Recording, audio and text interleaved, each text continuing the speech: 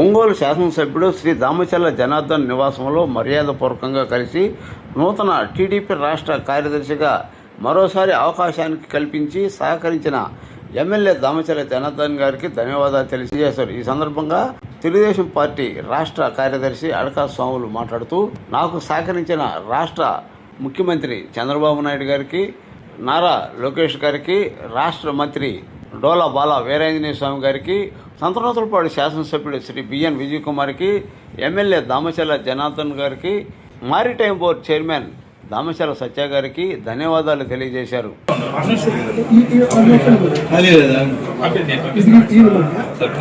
నేను రాష్ట్ర కార్యదర్శిగా 2023లో ఇచ్చున్నారు.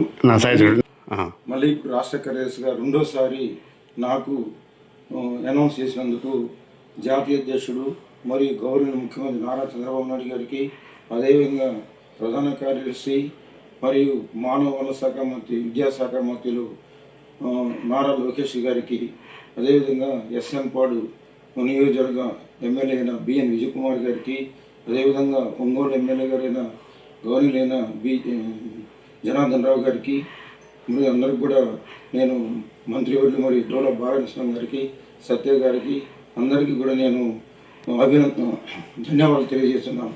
ఎందుకంటే నాకు రెండోసారి రాష్ట్ర కార్యదర్శిగా ఇచ్చినందుకు అందరికి కూడా ఒకసారి నా యొక్క శుభాకాంక్షలు, ధన్యవాదాలు తెలియజేస్తాను. అదేవిధంగా ఈ రాష్ట్రమును మనం సుమారు 2 సంవత్సరాలు అవుతుంది మన అధికారంలోకి వచ్చి.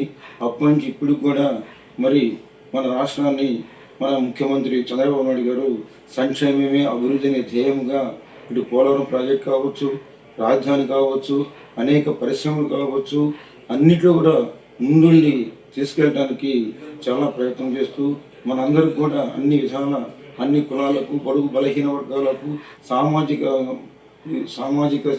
ఇదితో అందరికీ సమతూకముగా మనకి ఈ రాష్ట్ర కార్యక్రమంలో సమకూర్చడం జరిగిన వల్ల ధన్యవాదాలు చేస్తున్నాను.